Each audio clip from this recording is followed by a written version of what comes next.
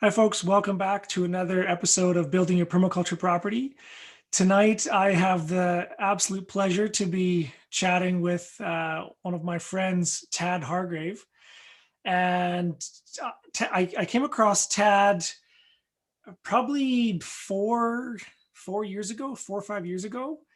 And one of my colleagues, Rob Avis, I just started working with Rob at Verge Permaculture, and we were kind of starting up our farm direct marketing business at the time, and I was having just a ton of struggles trying to sell my stuff, and I wasn't sure what to charge, and I was dealing with all these questions like, how do I make my food affordable for people but also make a living, and just really grappling with if our farm is profitable, then that means I'm a bad person, and just kind of all of these really deep and damaging limiting beliefs. And Rob had been my mentor at that time, coaching me through a bunch of stuff. And one day he's like, dude, just you got to check out Tad Hargrave stuff, marketing for hippies. And I think it was like that night I went on your website, and you had this great little video offer. It was like a recorded video of like a bundle of some of the different courses that you've done over the years. And I stayed up to like 1 o'clock in the morning or something, watched everything that night. And it was just, it changed my entire worldview about business, about my own kind of self-image. And like, there's just so many of these different things. And since then it's really kind of, it's spread out to all these other aspects of my life that I'd never expected to get from a course of like, how do I sell my stuff? And so my hope for bringing Tad on the podcast today is I'd love to just talk about some of his philosophy about meaningful work and regenerative businesses, or basically how people who have these deep values can still provide services to the world and actually make the world better. But before we do that, I thought, Tad, I'd love to I actually don't know your background story. So I'd love for you to kind of just introduce yourself and Sure. what got you into this space, and why do you consider yourself a hippie? Well, first, I mean, I define the term hippie pretty broadly, with all due deference to the actual hippies of the '60s. But I went to a Waldorf school growing up. Um, was very passionate, still am, about environmental issues. And when I say marketing for hippies, it's wanting to help clients who are, well, they're probably into the holistic scene. Maybe they're life coaches, permaculture people, and are often alternatively minded, the rainbow sheep, if you will, of their family. And the I don't think I've ever said that before. I'm going to keep that one. Uh, and then the it's interesting. My story. Um, I should just say this is my take on the story. Sure. There's probably a big story of my life, and most of it I'm not aware of. And if you ask somebody else, they'd probably give you a different story. So this is just what I can recollect from my angle, which is just very proper to say. So the thing that comes to me to say is I was sort of a hippie first. I grew up in that Waldorf alternative schooling kind of milieu. And then in high school, I got really into a lot of the Tony Robbins personal growth, capitalism, hardcore, pushy, aggressive sales stuff, personal growth world. And then I ended up coming out the other side, back to the hippie thing. Because I would say by the time I graduated high school, I really had this feeling of, well, the system works if you work the system. That was my feeling. And then I started learning some things. I thought, oh, okay, so the system has some significant challenges, but it's basically good if we can just adjust those now to where I'm at. I'm just, oh my god, the thing that's rotten to the core, and what the hell do we do about this? Yeah. And very strange. I mean, I am the ironies of teaching marketing when my leanings are, I don't know if anti-capitalist is, it's a little too jingoey, but it's deeply under-persuaded about the merits of what has become this dominant society in the world and the direction it's going towards its technocracy and transhumanism. So I've been very cagey about that, and yet here we are. We need to pay the bills. We need to pay rent. Of course, none of us actually need money. We need food. We need a lot of things, and money is not a human need. And yet, for most of us, that's going to be one of the main strategies we use to get those things. And so this, of course, it brings up all sorts of troubles. But yeah, so I did that personal growth thing. I went back into the activist thing. I went to all the anarchist protests, you know, and learned the truism of that old joke: how many anarchists does it take to change a light bulb? None. Anarchists can't change anything. Um, you know, we gotta laugh. We gotta laugh. But yeah, I really had that radical uh, alignment and started a project called Youth Jams, bringing together leading young change makers and activists from around the world, and heard enough stories that broke my heart. And it just had me question. And then I was really bereft because I still had this kind of nerdy fascination and interest in marketing. Something about it really I seemed to understand. And one day I realized, wait a minute, a mom and pop shop, a local independent business, a massage therapist, a permaculture practice, this is not Monsanto. There is a difference between a mega corporation and a small local business. And I mean, could we make bigger changes to the economic systems and even get rid of money? Maybe, possibly, sure. Barter and trade, wonderful. Gift economy, I'm for it. And I just saw so many people struggling, and so I would have these conversations with my friends who had great ideas but terrible marketing in it. Those conversations became this somehow. Yeah. Wow. I mean, I really think that kind of captures that was my path to this as well, Mm, perfectly. It's like I would have never, considered myself someone who was passionate about, business and how the, I can't remember if I heard it from you or um, maybe it was somebody else, but it was this idea of like that Rumi had, which was, we're all just walking each other home. mm, And but then the idea was like business is like, and business is how we hold hands. huh. It's like we're like business is just a relationship, Mm, and marketing is a way of communicating. It's a way of educating people about what it is you do, and just like the transformational aspect of, one of the themes within permaculture is this idea of like turning the problem into the solution. right. So it's like if these Monsantos and these mega corporations are causing all these problems, then it's like it's up to us to solve the problem somehow. And the way to do that is to make them obsolete by offering Mm, better services and understanding what people really do want. And yeah, just your whole philosophy. And you can really feel that, like, even though like I had known that story about you and your kind of path to it, like you could, in all the little videos and the tools that you've developed over the years, you can tell that there's that deep foundation of you care so much about this subject. mm. Well, and something that came up as you were speaking, this word marketing, I will admit to having had an aversion for a long time. There's just something about it. As soon as isn't it strange when we talk about sharing what we do, it's fine. As soon as we use the word marketing, it's trouble. And maybe that's okay. But I'll offer this. This occurred to me a couple of years ago. I think I was in the UK, and for what it's worth, this is my sense. So in language, there's such a thing called a nominalization. A nominalization is when you take a process and you turn it into a thing, into a noun. So you take the process of deciding, you turn it into a decision. Yeah, it's and it's a nominalization, if I'm remembering this all correctly, because you can't put it in a wheelbarrow.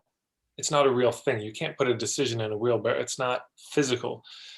But the opposite can happen too. You can take a noun and turn it into a verb.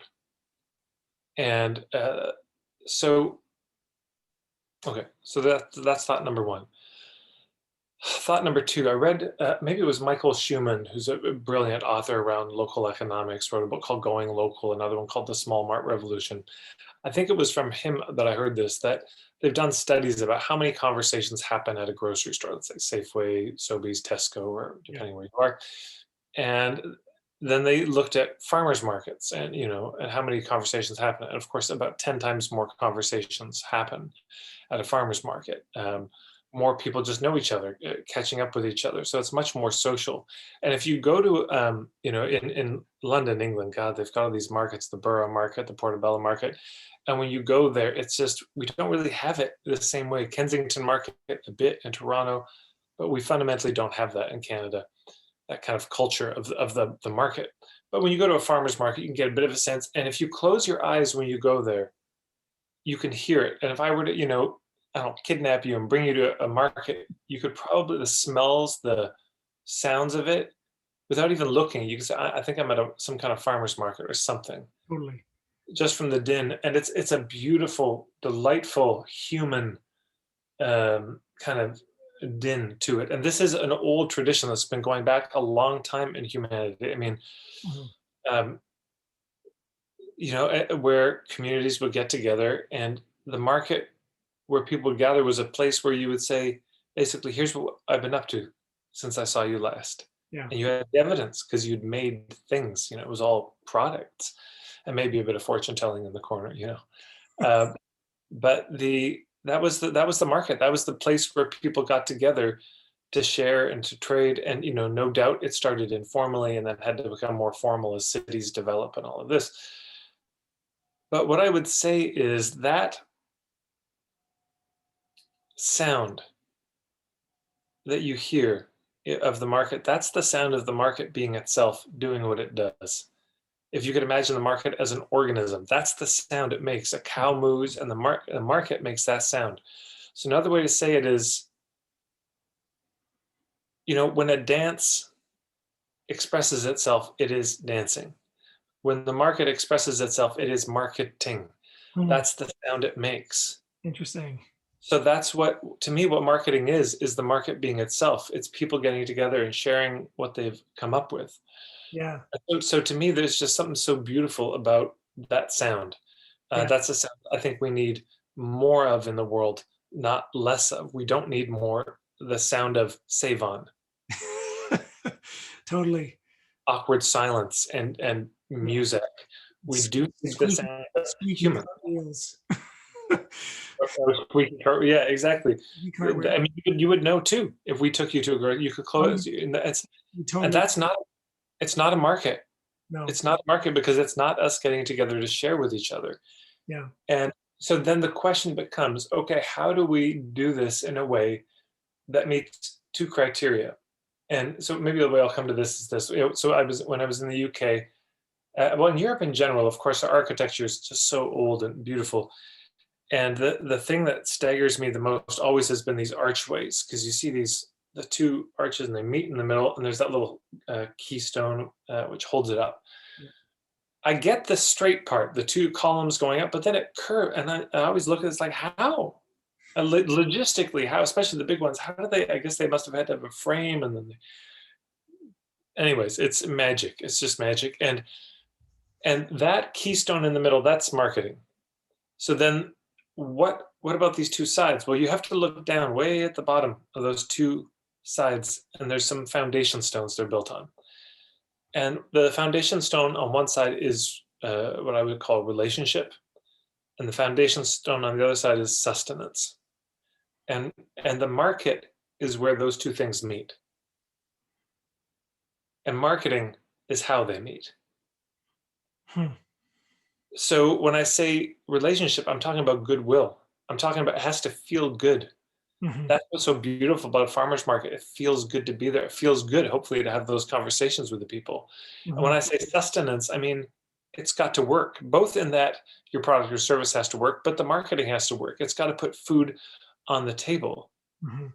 Um, and if you take either one of those things out of, on the one side, you can have the marketing that feels good, but it's utterly fucking useless and nobody buys anything. Or Yep. you can have marketing that feels terrible, but it works sort of technically and people buy, but everyone feels miserable on the other side of it. And so this is what we're trying to do, is build this archway that we can, um, we could stand on one side of, and the potential clients can stand on the other side of, and we could invite them in. They could invite us out, but there's Yep. some threshold where there's a bit of distance and we meet and we get to know each other Mhm. through those two things. Yeah. That's beautiful, and that perfectly captures, like, that's what I feel now every time, I drop off meat for my customers. And, like, I was going to a market for a little bit there in the city, like the farmers market, and maybe we can actually talk about that a bit later, is like kind of why farmers markets are kind of dying. Mm. But the like when so my primary way of delivering our farm products is I do, I'll deliver a van load of stuff down to a parking lot in in Calgary or Edmonton or something, and all my customers meet me in this like shady alleyway. And but it's like even though it's like it's kind of like our own market, but like the feeling is just so exciting. Like, all some of the best conversations I've ever had have been, in -30 weather, hopping back and forth while, we're catching up with people that I haven't seen for, 6 months or 12 months, when they're getting their, years worth of meat. And I never thought I would ever get to that point. And one of the reasons I want to have you on the show is there's this myth within kind of permaculture of like, permaculture is about self-reliance. That's the myth. And Uh, and Bill Mollison himself explicitly says that in none of his books does he ever use the word self-reliance, mm, because it doesn't work. Like, it's kind of the same side of that the pillar you're talking about. It's like it's all about interdependence. yeah, And so there's this, like, a lot of people who are interested in permaculture are interested in it because they're caught up in this machine of capitalism and technocracy, and they hate it and they want out. And so they think that the solution is to just go out into the woods and build themselves a permaculture property, and then produce everything for themselves and not need anything ever again, and just, build a moat around themselves. And like, first off, like, it's impossible. You can't do everything. And secondly, like, there's no quality of life in that. Like, so much of life is the connecting with other people, the sharing of needs and yields. And so the yeah, I just like, maybe you could riff for a bit, like, why is it that people feel so guilty about offering whatever yield they have to the system that can provide sustenance to somebody else? Why is it that people have that sense of, it's bad to exchange things, or to offer my gifts to the world, or that I shouldn't be fairly compensated for that? Or boy, it's a good question. The truth is, I don't know. I mean, I imagine it's a little bit different for everyone. So anything I can say is going to be just a generalization. But I can say an amen to it. I'll start with that. Uh, I see this a lot with my clients, that there's a kind of what I would call collapsing. yeah. People make themselves very small. I mean, literally shoulders in, kind of mumble, what they do. There's apologizing, don't take up a lot of space, really poor boundaries, and it's a very lose-win orientation to life. You win, Yeah. I lose, you win.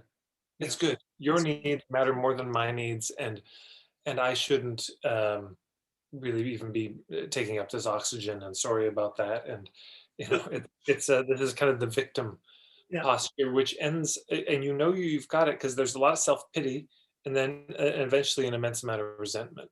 Yeah. This is also the realm of overgiving. So, from an energy system standpoint, this is not sustainable because you're putting out more than you're taking in. And there's some sense that collapse is somehow a more noble orientation to life, because the if we can imagine, one opposite of collapse would be posturing, where one puffs oneself up, takes up a lot of space. You just think about this guy in the White House right now, or in charge in the UK, and whatever you think about their politics or stances, that's all you need to know about posturing. Mhm. It's the balloon that's ready to burst. It's swollen. Mhm. It's so it's a very that's the other side of it. And that's what I saw in the personal growth scene a lot, is a ton of posturing, the perfect selfies, isn't life great? And so I think for a lot of us, maybe on this, I don't know, more holistic green, permaculture side, we look at the posturing and we can see through it. Mhm. Whether that's a blessing or an affliction, I don't know, but we can see through it. And we've come to learn, maybe in costly ways, that it's all bullshit, that it's all a mirage, that those Instagram stories, it's appealing, but some part of us knows it's fake. Yeah. And maybe we know because we tried it. I've had a number of friends who decided, well, this collapsing thing isn't working, so I'll try the posturing. And they did that, and it felt so terrible, and they felt so exposed and humiliated when it didn't work, and they just ran back to the posturing. And so, if you can imagine, it feels like a pendulum or a binary. You're stuck in one or the other. You're the victim or you're the perpetrator. You're the wimp or you're the strong man. And it's uh, and I notice anytime in life that we feel like we have only two choices, that's not a choice, that's a dilemma. Uh, it's good to have more than two. And so a third alternative that I'd offered, and I heard about this from some colleagues in the States, Authentic World was their business, and this idea of composure. And composure is I don't know, I think of the Dalai Lama, or you can, Jane Goodall is somebody I spent time with, and she's very much this. So whereas posturing comes across clearly as the kind of overconfidence, a sort of arrogance. Well, collapse comes across as a lack of confidence, and composure is a. I wouldn't even use the word confidence. I'd say somebody who's comfortable in their own skin, Mhm. and a very win-win orientation to life. Hey, let's see if we can figure out something. I win, you win, and if not, no deal, Yeah. no problem, and no pressure. It's okay. Not everything's going to be a fit, and that this becomes the fundamental orientation. Whereas collapsing is this hidden agenda of love me, and posturing has this hidden agenda of respect me. The In my experience, composure just has this agenda of the truth. It seems to be the only agenda that really works. Yeah. Is I just want to know the truth of, is this the fit in terms of marketing and business? And certainly this hidden agenda of getting the sale, whether it's from a place of collapse or posturing. I mean, so anyways, that's the kind of general formulation. But what I've seen is, amongst our people, there is a thought that collapse is the more noble way to go. Yeah. That people who are collapsed, at least we're nice, at least we're not mean, we're not arrogant, we're not full of ourselves. But let's be very clear that uh, a lot of atrocities in the world have happened because of very nice people who couldn't stand up for themselves, who didn't have a spine. Mhm. A lot of troubles in our personal lives have come from the similar root. There's nothing more noble about collapse, because collapse breeds this kind of bitterness. That is not the same. I remember reading a lot of books or men's work when I was younger, and getting a real clear sense there was some difference between somebody who was a good man and a nice guy. Because the nice guy, as a lot of women have sadly had to discover, the nice guy usually actually hates women, Mm. because the nice guy is manipulative, Mm. is secretly angry at how he doesn't. Um, Women aren't interested, and so this is where you get the incel, the involuntarily celibate, crew on the internet, full of vitriol towards women. Mm. So that's where that can go. Ultimately, the collapse is a kind of, you hit a breaking point, and I gave so much to this community, and just bitterness all the way through. Yeah. Whereas, so anyways, all that to say, I am not persuaded that collapse is somehow better than this posturing that we might see and judge so easily from the outside. But composure, I think, has a lot to recommend itself.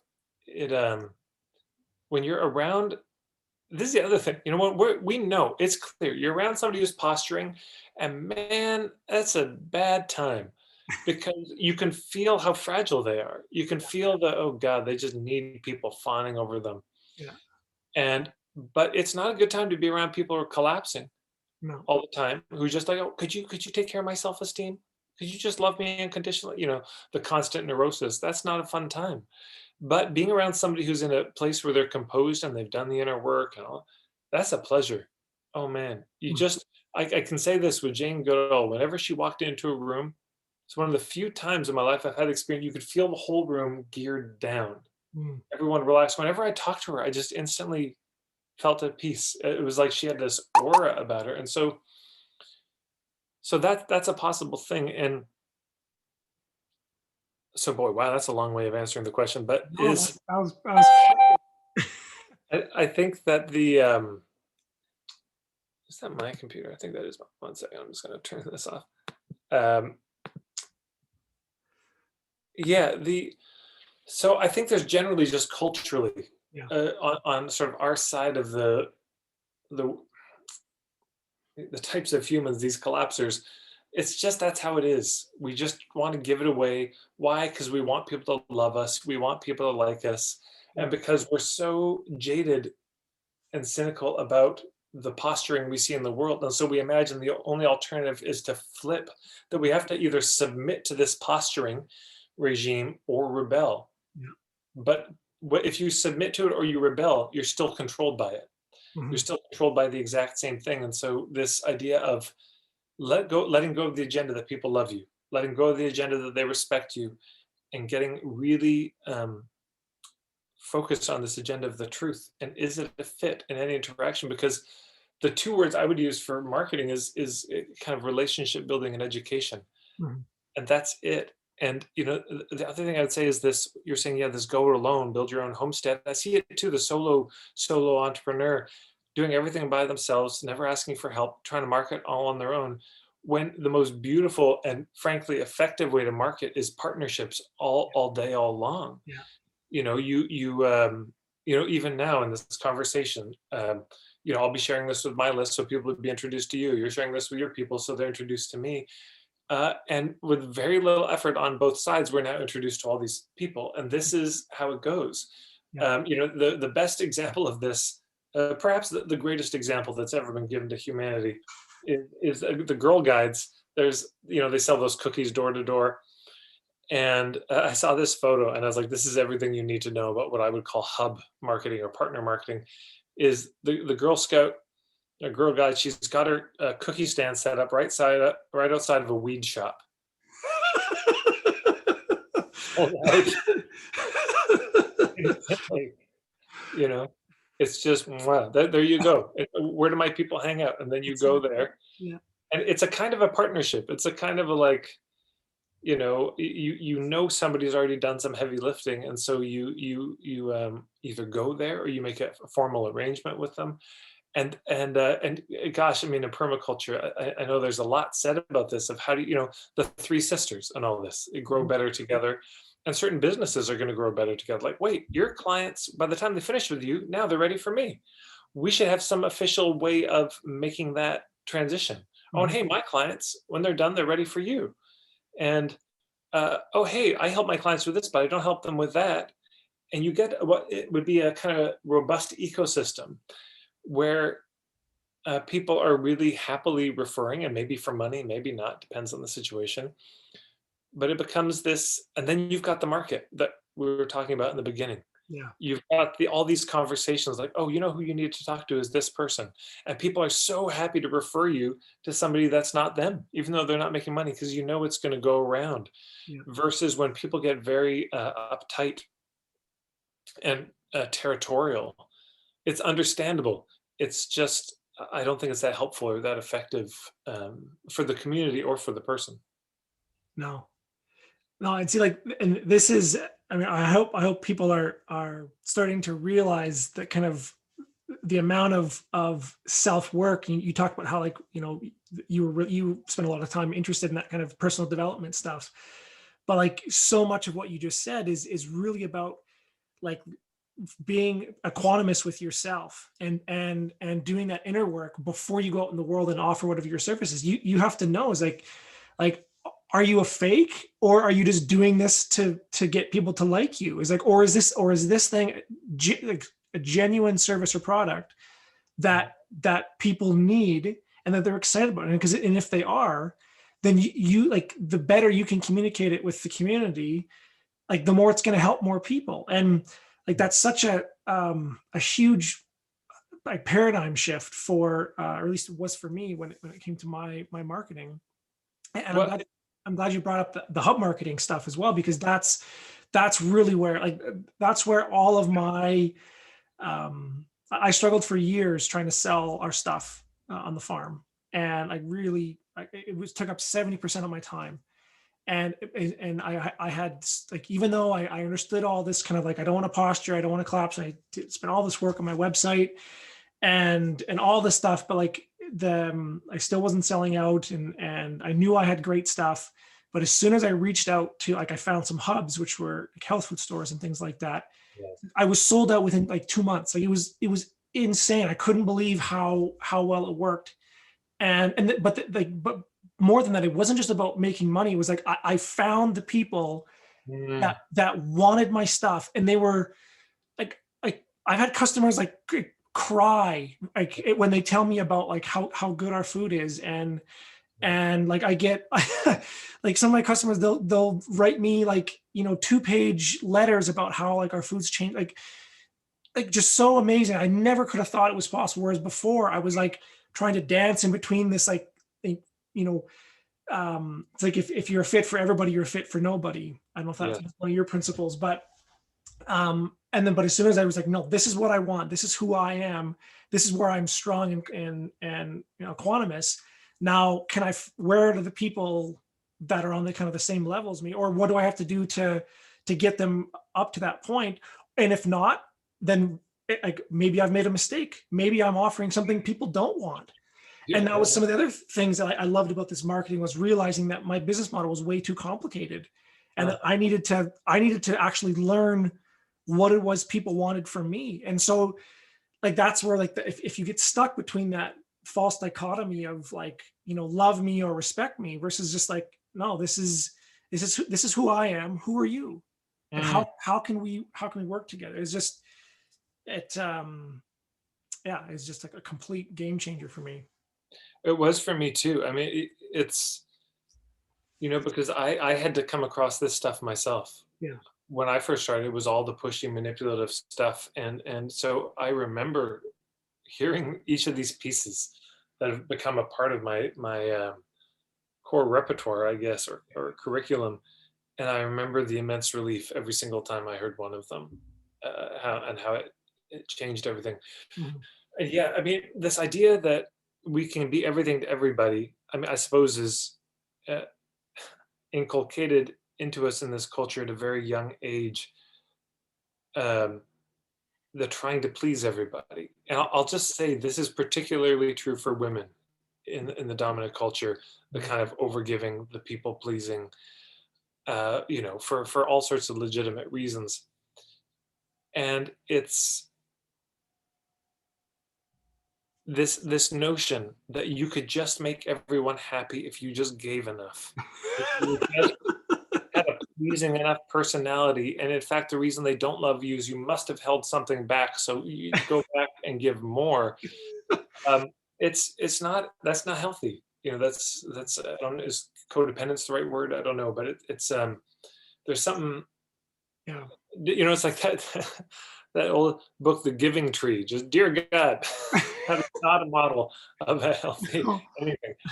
Um, but we get these messages a lot that that's the joy of life, is giving and giving. And oh, did we mention giving and trying to please everybody, versus an understanding of, well, in an ecosystem, nothing in the ecosystem does everything. No. Everything has a certain function. It plays a certain very particular role. And even this word niche, comes from the French verb nicher, which means to make a nest. And so this idea of niching. You're just trying to figure out, where do you belong? Where are you going to put your nest? Hmm. On the ground? Yeah. This height? At this height? Where exactly? On a cliff edge? We're all going to belong in different places. And this is so much of the role of business. Because I would say, it's not like, in my mind, it's not go work on yourself and then do the business. It's that, um, remember I took karate. You when I was a kid, you go to the dojo, and that's where you work this stuff out. And so that's a lot of what the business can be, if you let it be, is a merciless dojo. Yeah. Where you're just getting worked, and it never gives you a break. But every once in a while, it gives you a little thumbs up that you're on track. And you do get to confront a lot of the cultural programming. And this is important to say. This is cultural stuff. It's very easy to personalize and say, I'm broken, there's something wrong with me.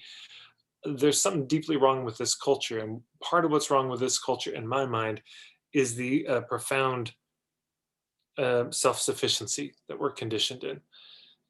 Because this is in some ways the undoing of village mindedness. I don't know, how do you build community? There's 1,000 ways to build community. How do you destroy it? Just one way. Never need anybody. Yeah. Never need to ask your neighbor for a cup of sugar. Never need to have everything yourself. Yeah. Well, if you don't need anybody, there's no real occasion for community. And so when people in their businesses say, well, I'll do everything for everybody, well, congrats on being self-sufficient. But how about this? How about you take one little piece of what's needed? So you're a holistic practitioner. I mean, so just a few stories, because this can get a little abstract. There was a woman I did a consult with years ago. She does Ayurvedic nutrition. And she came to me with some potential target markets, which just seemed lame to me. It was like, well, female entrepreneurs, or I don't nothing about it. I just couldn't see the connection. I was like, well, why would they have particular? I just didn't get it. And finally, I said, well, what got you into this? And she said, I had fibromyalgia, cripplingly. It was very bad. I just couldn't do much. I've never had it, but I understand it's pretty awful. And she said, and I tried everything. I tried the drugs, the almost like the chemo that they have for this. I tried the um, every damn thing. Nothing worked ultimately. And so then I found this Ayurvedic nutrition. Now I'm fine. 3 years later, no symptoms. I just, we're talking, I just paused and said, why don't you help them? And that thought never occurred to her. Yeah. But of course, how perfect is it that she should do this? That she would want to do this. There was a woman I just did a day-long workshop online, and a woman, Iris, she does gardening stuff. And she just said, and it's a kind of therapeutic way she goes about it. She said, people have come to me and, yeah, crying because just by having their hands in the soil and doing the work the way she's guiding them to do it, they're working through stuff in their life. And it's like, okay, yeah, you don't have to try to be everything. You don't have to be the gardening teacher that everyone loves. You just do it your way. And the right people find you. There was a life coach who was going to stop being a life coach because he liked hiking. He's an outdoorsy person, but he, of course, builds a life coaching business. Now he's on his laptop at home or at cafes all day. And he was about to just end the business. No way. But then one of his friends said, why don't you just get a Bluetooth headset and you go out and you talk while coach while you hike? Oh, I'd be out of breath. No one would. Well, why don't you ask? And of course, people were not only excited, people wanted to go hiking with him. So you understand what I'm saying? He was raising his hand and saying, there's something different about me.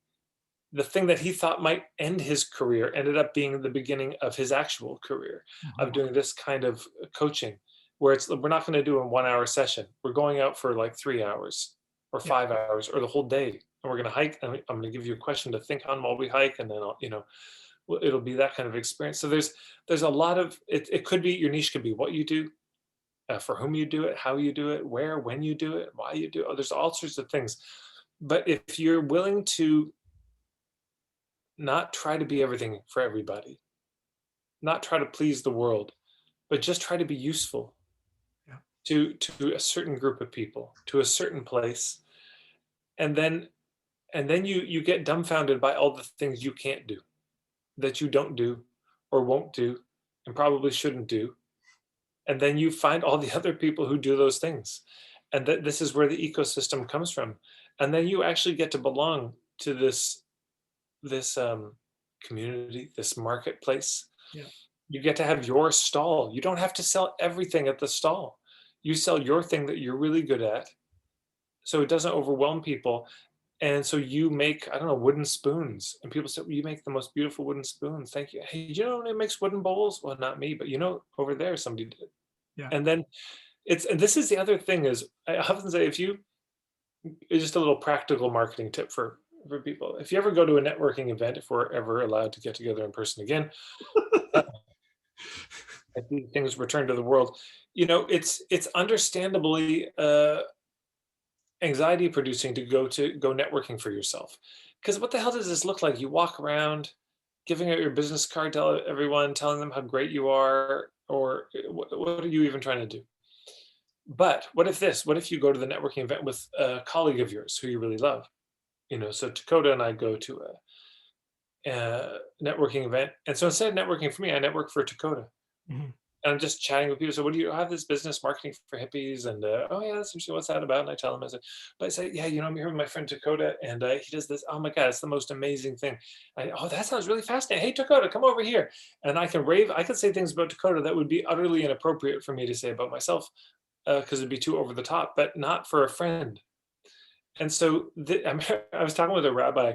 My mom was getting life coaching from a rabbi. We're not Jewish at all. But somehow, because it's the 2000 teens, and you a rabbi life coach, why not? So she did for a while, and he was really lovely. But he confessed that he wasn't very good at marketing, and I told my mom, I said, "Will you just tell him he gets a free session with me? Yeah. Just he was so good to you." And so we talked, and he was saying, he said, I speak at these synagogues, and I feel very strange. I've got these home study courses, but to say that at the end of my, hey, go buy this thing, it feels very like this would be very strange. And I said, you're right. That would be weird to have the rabbi suddenly pitching you. But, if the rabbi who brought you in mentioned it. Just like, thank you, Rabbi Michael, for coming in. Rabbi Michael has a website like all the kids do. What is it, Rabbi Michael? Right? Okay, thank you. That's his website. He's got some. You can learn.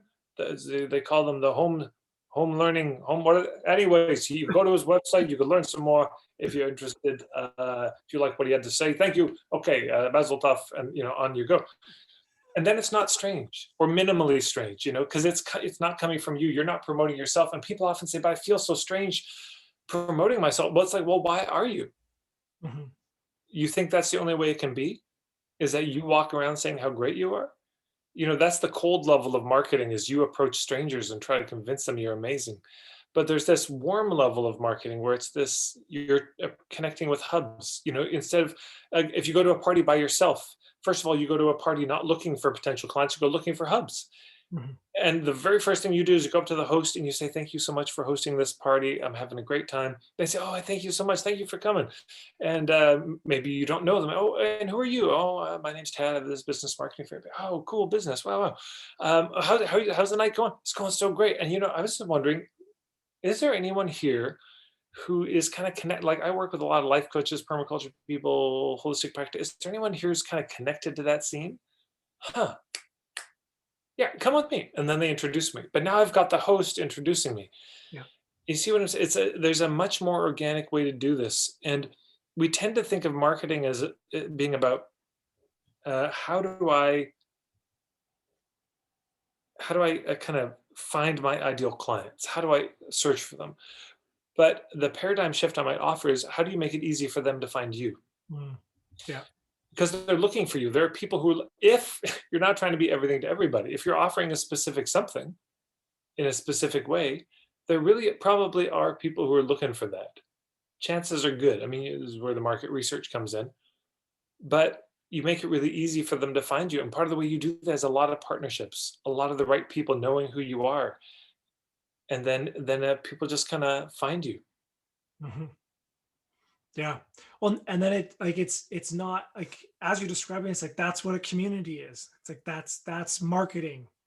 That's Yes. Yeah. that's the dance of people exchanging their needs and yields with each other, and it turns into something beautiful versus um so much of business, like you were saying, is either, basically tricking people into buying something so Right. that they can either, basically so that they can feel good about themselves or make a bunch of money versus like, yeah, understanding that people have needs and so do you, and but you also have yields and so do they. And it's like, can we find some way to exchange it? It's like, it's this beautiful, um, absolutely beautiful thing that I never thought would be possible. Well, and it's interesting. I mean, I wrote a whole book. It was called Mm. something, "Who Am I to Teach and Get Paid for It?" Sort of around all these questions. Yeah. And I just admire anyone who's willing to ask the question. It's because there's a kind of integrity the question is coming from, of not wanting to not wanting to manipulate, not wanting to take advantage, and bless anyone who's wondering that. Um, it's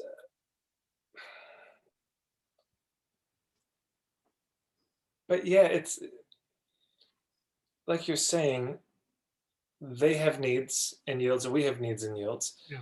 And so the thing that we have to yield is whatever product or service we're offering. Hmm. But we also, the need we have, at least in this culture, is money. Hmm. And there's something strangely arrogant about the giving it away for free or something. It's like, Yeah. oh, you're the one. Yeah. You're the one that doesn't need anything. Yeah. Uh, You're it's self-sufficient.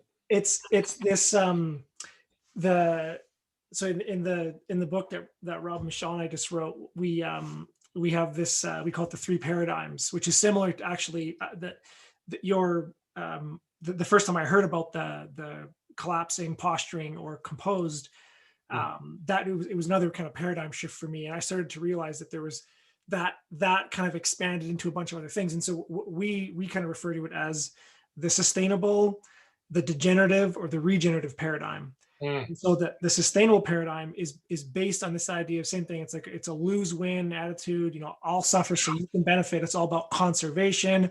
No, no, no. I don't need anything. I'm all set. I'm just going to give and give. And then the degenerative paradigm, same thing. It's the win-lose. Mm. It's all about, but the core thing, and this is kind of coming back to the question I originally asked, which was like, where do you think this uncomfortableness around business comes from? And the core aspect that we found is within the sustainable degenerative paradigm is that both people in those groups see themselves as human beings as separate from the natural world. Amen. But the sustainable paradigm sees humans as separate and less than. Oh boy, yeah, yeah. And the degenerative paradigm is humans are separate, but we're better than.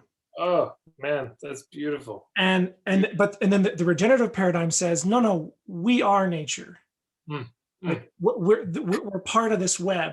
And so that was one piece I wanted to mention. The other thing was, that came up for me is, and I want to get your thoughts on this too, is, and this is actually this is a dig at me, is because I used to be very collapsing myself, and I started to notice that, one of the reasons why people, I'll speak for myself, why I wanted to give and give and give and give, is because it offered a really easy scapegoat for when I failed.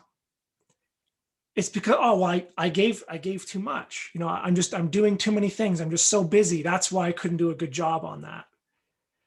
Versus when I Yeah. got really clear about what am I good at? What am I really passionate about?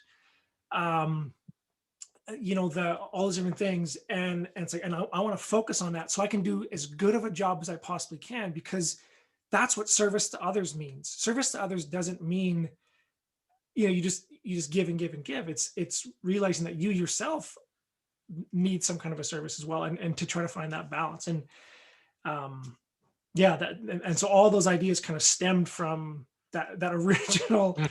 like, 3-hour course that I took from you about, like, how do you sell your shit? Right.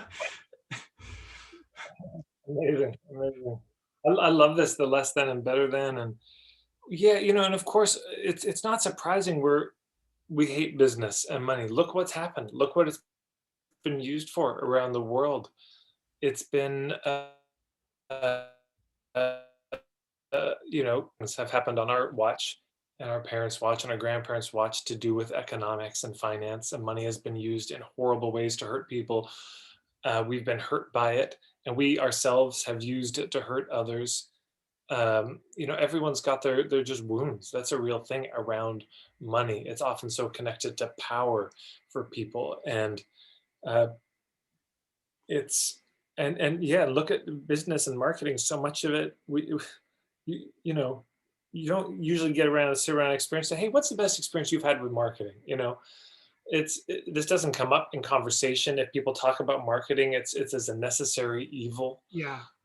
You got to do that to do the real work. And what I'm proposing, this is interesting. I mean, literally just today, uh, um, let's see if I actually can see this. I got a message from one of my clients who's in England. And I talk a lot about this idea of point of view marketing. And basically, the idea is instead of trying to like pitch people to buy from you, just share how you see the world, share how you see the issue. So, Mhm. hey, you have fibromyalgia. Well, here's my take on it. This is my opinion about it, and you just share that. You're generous with your content. You're stingy with your time, but you share that for free in videos, blog posts, podcasts. You share the perspectives, the context, the philosophy, the worldview, Mhm. your take on things. That goes out basically for free, and you're real generous. But you're doing it not to convince people to buy from you. You're Mhm. doing your best. Yes, you're trying to make a case for something, but the case isn't to buy from you. Most one of the things I recommend for a lot of service providers, if you're looking for something tactical, is to have a kind of what I call an intro workshop. The intro workshop is where you just say, "Look, you got this problem. You want this result. Here's my take on how you get from the problem to the result from point A to point B. This is my opinion on that." Mhm. And what I see is a lot of the times when we see marketing, kind of the first third of it is them telling their sob story and sticking the knife in how much it hurts and twisting it around, um, and pointing out how clueless you are and how many pieces you're missing. Aren't you stupid? And then the last half hour, the middle half hour is the content. Let's say if it's an hour and a half, and the last half hour is the pitch. And what I'm saying is, if you can imagine a book, like War and Peace. Well, the front cover, that's the are you in the right place? Here's why you're here. It's very small. You don't need very much. The back cover is the pitch, but the text, that's most of the workshop. And so I work with a lot of my clients to design something like this. And this is a message a client sent me. Morning, Claire. I just wanted to say thanks for yesterday's workshop. You were brilliant. I honestly looked on in genuine awe at the way you held the room and the way in which you spoke about a topic you're clearly so passionate about.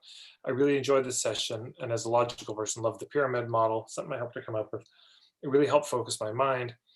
So, you start to get these kind of notes. I mean, I went to Takota's workshop at the Edmonton Resilience Festival where he talked about bones, fats, and organs, and it was amazing. And there wasn't a big, huge pitch. I can tell you what, a lot of people at the end were like, "How do I get stuff from you?" And because um, they could see some solution to what they had. And so marketing can really just be that. It can be going out and sharing your perspective. Mhm. The reason I think another reasons marketing feels so terrible is people feel like, well, I feel weird about marketing myself. And I look at people and say, what makes you think that's what's happening? That that's what you're doing? That you're a product to be sold? Oh, but it's me. I'm a massage therapist, so it's me, or I'm a life coach, or I'm a therapist, so I'm selling me. No, you're not. What you're doing is you're saying, do you have this problem? Because I don't help everybody. Mhm. Kind of limited scope, but do you have this type of issue that you're struggling with? And the more specific, in a lot of cases, the better. Oh, yes, I do. I do have that issue. Okay. Well, I mean, this is who I am. This is my personality. Love it or leave it, kind of, because it's not going to change, Mhm. basically. If you can't fix it, feature it. So this is me. So you're just sharing yourself, and then you're sharing your point of view. You're saying, well, if we were to work together, this is kind of how I go about it. And then at the end, the pitch is basically just, so what do you think we should do? Or Mhm. what do you want to do? Or what, like, it's just a kind of over to you because you're acknowledging they're the one that they're going to decide anyways. It's not up to you. And this, I use this example a lot. If you do that type of an intro workshop, and by the way, this could be a conversation, this could be an actual presentation, it could be a book, it could be, if at the end of it they're leaning in and they're just, oh my god, that is the greatest thing I've ever heard. I mean, I'll say when I was at yours Takota, I mean, I was leaning, everyone was just so compelled. So if people are leaning in, or let's say this one with the Ayurveda, the fibromyalgia, um, and they're saying, "Oh my God, I have fibromyalgia. It's the worst." This, what she's saying, makes so much sense. Now it makes sense why it didn't work with the other approaches and why this could work. And they're excited. And then her pitch is terrible. It's so bad. It's shocking. It's the record scratching sound, in movies. It's just at the end. It says, "So, anyways, thanks for coming to my presentation. If you'd like to work with me, boy, that would be a change because nobody else loves me. After my husband left and my father left as a child, it's been a real pattern. You're probably just going to leave too." See, like it was literally that. And everyone's sitting back just, whoa, that was crazy. Still, even if it's that bad, you might go up and say, "Look, you have some issues." Yeah. That's abundantly clear. Therapy might be good, but this fibromyalgia is killing me. Mhm. Do you offer therapy or help with this or sessions? Do you have anything I could buy? Like people would amazingly fight you through incredible awkwardness. But if they're leaning out, if by the end of the presentation they're just saying like, "This is the biggest pile of horse shit I've ever heard in my life. I can't believe I sat through that. Yeah. This is a joke." And then you do the smoothest pitch, who cares? So it's not about the pitch. When people think about marketing, they tend to think, "Oh, it's how do I sell myself?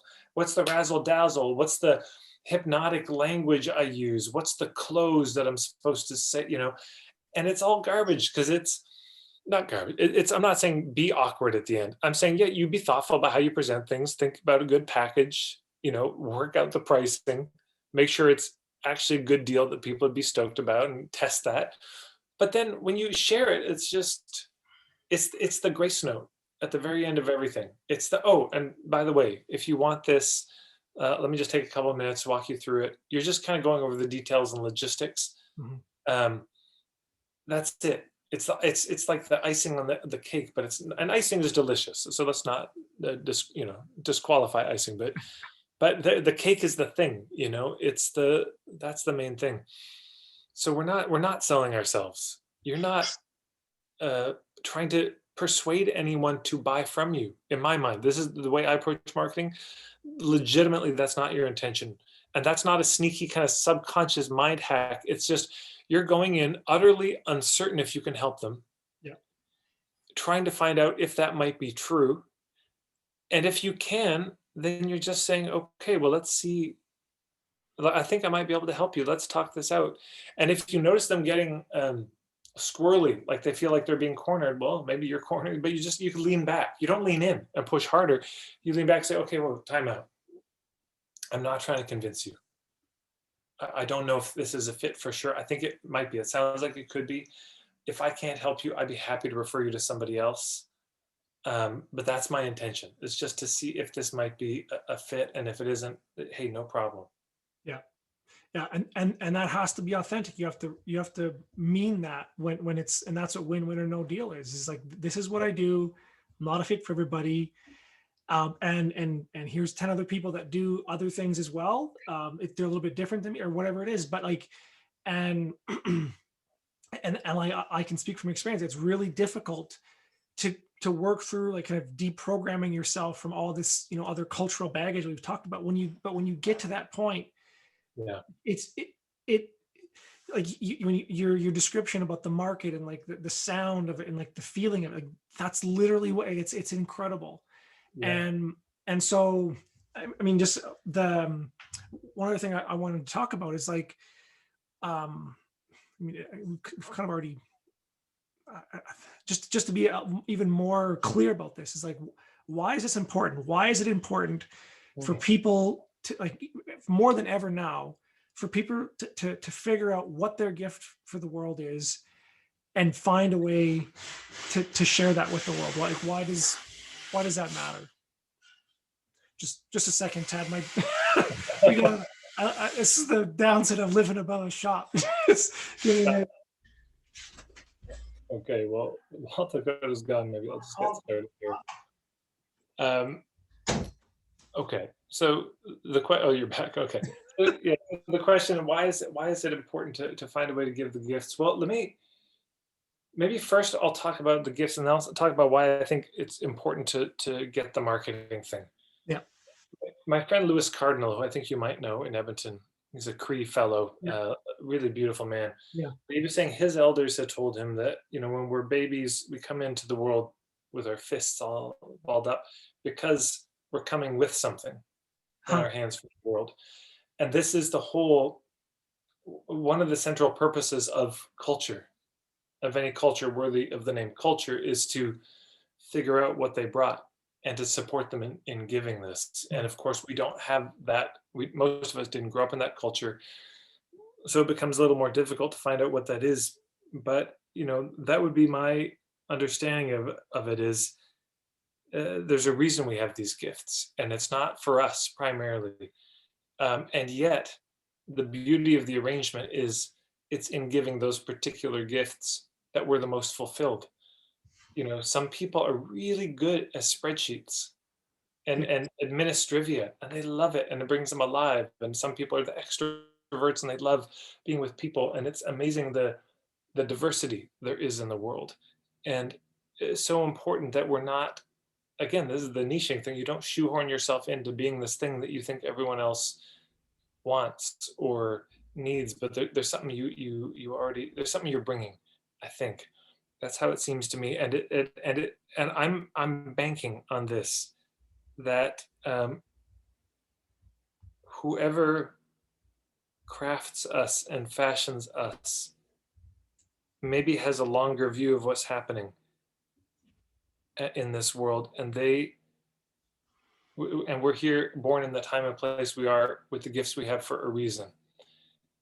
That is a very precise antidote to the troubles of the place and the times that we're in. That's my own personal sense of it. Mhm. But in terms of the marketing, there's a number of reasons beyond the money. I mean, obviously, you get better at marketing, you make more money, great. But beyond that, there's a number of reasons. One is we have so many of the solutions to the troubles of our, time. But if nobody knows that they exist, Mhm. or nobody understands what they are, functionally, they do not exist. Yeah. I mean, just insert hilarious montage of videos of people trying to explain permaculture using the word permaculture to people who've never heard of it. And it's just terrible, marketing. Nobody knows. People don't know what it is. And so marketing is fundamentally an act of translations. We're trying to take these things that are so important and make sure that people, number one, find out about them, and number two, can understand in very clear terms, where we're not pontificating from on high in some arrogant, academic, condescending way, but we're really speaking to people's lived experience. So that's number one. Number two is, if you get good at marketing, you are, well, first of all, marketing yourself is just the hardest thing. This is one of the more hopeless endeavors, because we're so full of blind spots with our own stuff. You can't see your own troubles. You write your homepage enough times and you just couldn't see any typos in it if there were a dozen of them. So it's very helpful sometimes. Literally, just a friend sits down and reads it and says, "Oh, here's oh, there you go. That's the trouble, and this is the trouble." So you get to be that for other people. But if you also understand marketing, you will probably be even more helpful in the marketing of your friends and colleagues than you could be for your own stuff. And so if you love the work that your friends and colleagues do and you would like to support it, I promise you they're all struggling with marketing. And if you have a grip on this, you get to be able to help them in a way they frankly can't help themselves. They're incapacitated to. They just can't. Yeah. And um, it's just such an important skill. And then also, just as we get better at marketing, we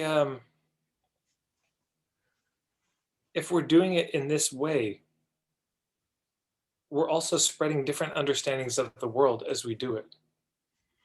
And whether or not people buy from us, they can leave reading a sales letter, going to a presentation, maybe seeing the world a little different than they did. And maybe a lot of reasons wouldn't be a fit. They might sit through and say it was brilliant, but he looks too much like my ex-boyfriend.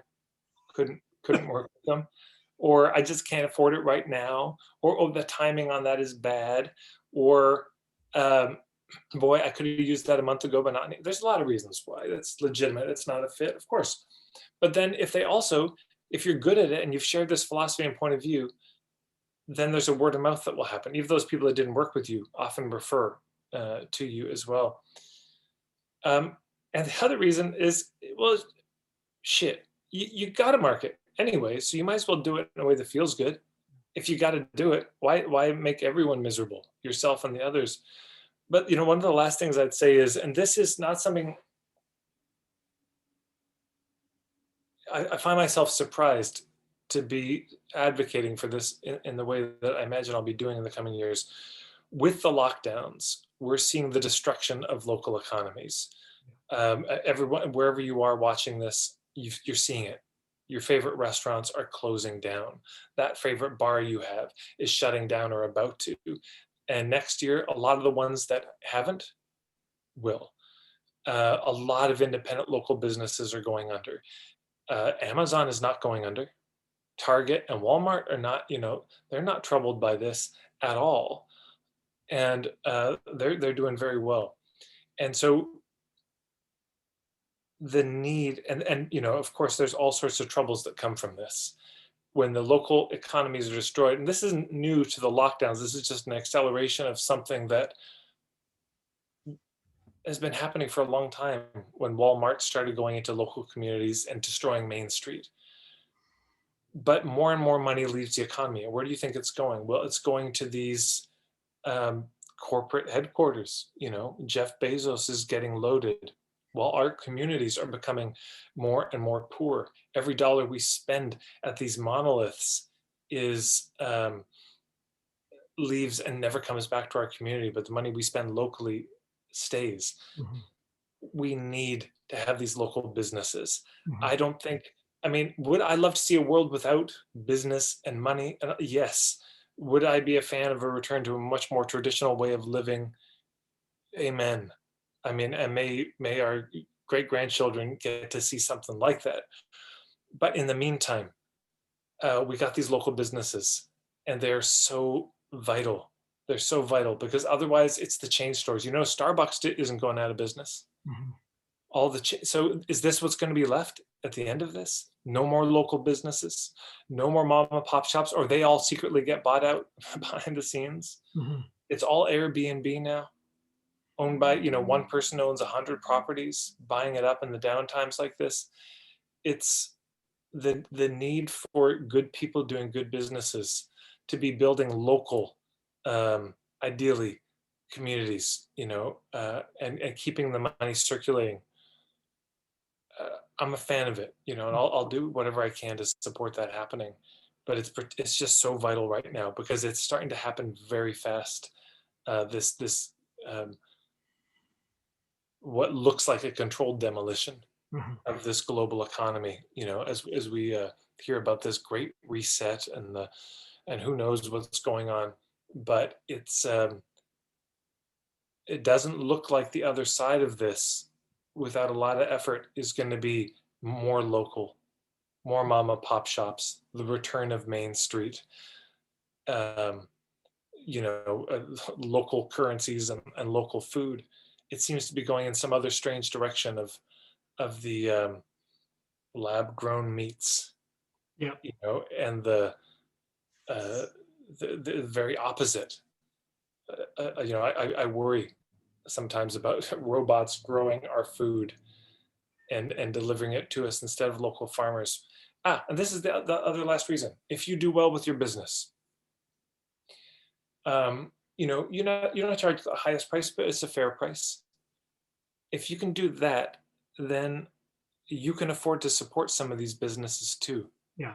You'll have the financial means to be able to do that. And that's something. It's a beautiful thing to be able to be somebody in your community who's got the business solid enough that now the cup is spilling over, and you could even give loans to people. You can say, hey, let me help you out here with this.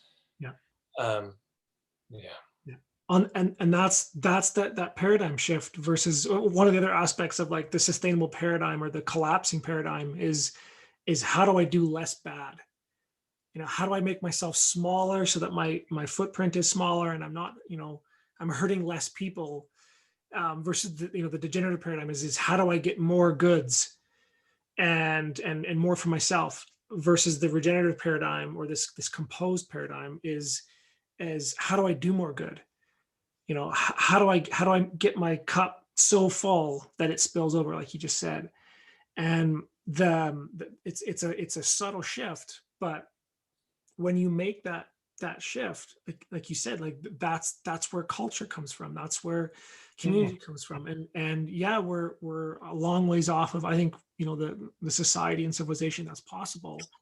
But as you just said, like the trend right now is the centralization of power into fewer Yeah, and fewer hands.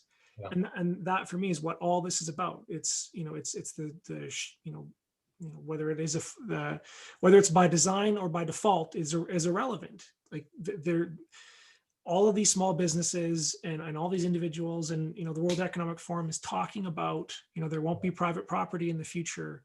You'll basically, it'll be a company store model. Everyone will work for Amazon and they'll get everything from Amazon and you'll love it.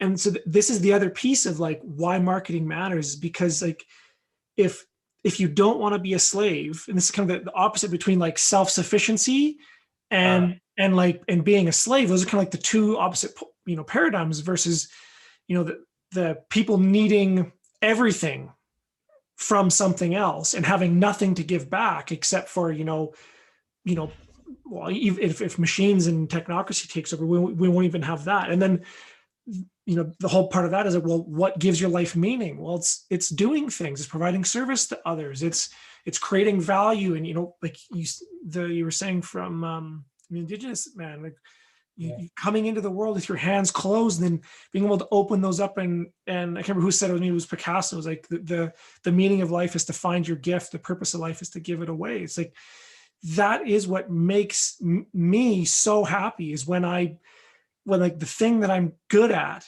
and I can give that to somebody else and be fairly compensated for that, and they love it. Like there's nothing else, or few things else in my life that have given me more well-being than that. And just to kind of riff off a few of give some examples of some of the reasons why why it's important for you to be good at marketing.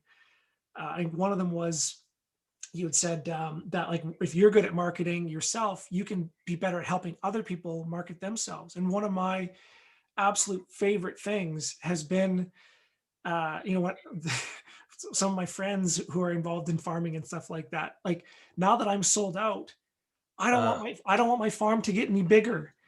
Like perfect. Like I'm part of permaculture is understanding what your limits are and the carrying capacity of your land. So now that I'm sold out, I love it when people say, "Oh my God, I love your website.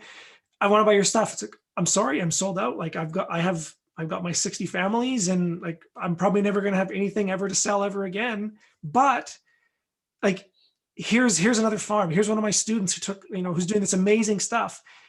And uh, and like one of my friends, I gave him like $20,000 or $30,000 of the business this year.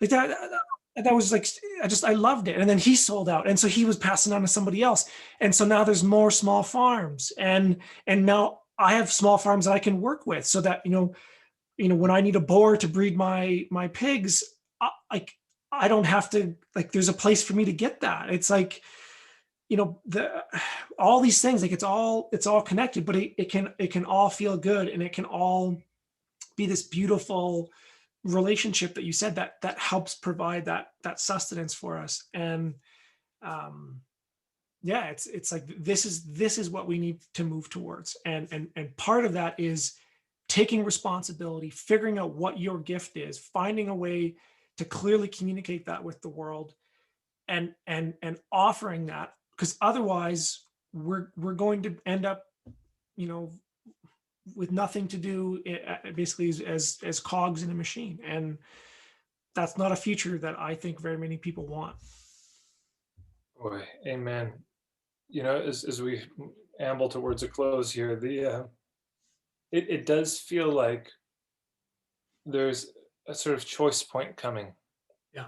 I was thinking about what this, just to go on to the deep side for a second, is is I was thinking about, what is the opposite of, or the thought came to me that death is clearly not the opposite of life, Yeah. because death feeds life. Yeah. What is soil? It's everything that failed to live forever. So it's but that's what grows our food. Yeah. This is what life comes from. And so there's clearly, it's a marriage of some kind. It's a love affair that life and death have with each other. There's a mutual feeding Yeah. and sustenance and relationship there, but machine Mm, could be the opposite of life. And mm, this direction we're going towards increased reliance on machines, and then eventually, God, if some people get their way, we merge with machines, um, and it's a very, I'll just say personally, to me, that's an anti-human world. That's not a world I want to live in. And I remember somebody said, the two most important days in your life. It's the day you were born, and then it's the day you realize who was born. yeah. And and this quote I just want to share. Do you know Judy Wicks? She ran the White Dog Cafe in Philly. I She had think this so. amazing. It was like one of the first fair trade organic restaurants in Philly, and she just was incredible. And her tagline, she said, "I use good food to lure innocent customers into social activism." And but she had this quote, and she said this about the local living economies movement, Mhm. which is kind of what we've been talking about. And as a contrast to Dave Corton talked about the suicide economy, this economy that we're in that's clearly doesn't seem to have a will to live because it keeps undermining the capacity for it to live by destroying its land bases. Yeah. But then there's this local living economy, and this is what she had to say about it. The local living economies movement is about maximizing relationships, not maximizing profits. Broad-based ownership and democracy, not concentrated wealth and power. Sharing, not hoarding. Life-serving, not self-serving. Partnership, not domination. Cooperation-based, not competition-based.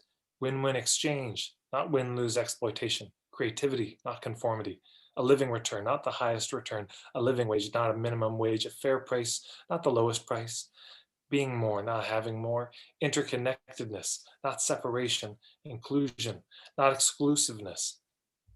Community and collective joy, not isolation and unhappiness. Cultural diversity, not monoculture. Biodiversity, not monocrops. Family farms, not factory farms. Slow food, not fast food. Our bucks, not Starbucks. Our Mart, not Walmart. A love of life, not a love of money. Yeah. Well, I think that's a great place to end as a vision of what's possible when people figure out a way to offer their gifts to the world and figure out how to market. So Ted, you have a ton of resources and stuff online. Where can people go to connect with you and learn more about the amazing work that you've done? Thanks. Yeah, generally you can go to marketingforhippies.com. From there, you'll see links to my YouTube. I've got a SoundCloud as well, soundcloud.com/marketingforhippies. There's a lot there. Yeah. And then if you listen to this post February 10th of 2021, I've got a membership program that's open up on a monthly basis. And so if you go to marketingforhippies.com/membership, $25 a month or $100 a month. And then if you want to work with me one-on-one, I've got some sessions open from time to time, which is marketingforhippies.com/puttering. And you can just always email me, ted@marketingforhippies.com. Awesome. So I'll throw the link to that down in the show notes. Right. And yeah, any parting words before we say goodnight? Man, just that I'm missing you all. I'm here in Victoria, and I'm happy to be here. I'm not minding the weather at all. But boy, I tell you what, I'm missing all of you in the prairies a lot. You're in my thoughts in these strange days, and I'm looking forward to coming back. And I couldn't imagine a better company to be in. Yeah, likewise, brother. Okay, take care, Tad. We'll see you around. See you around. Good night.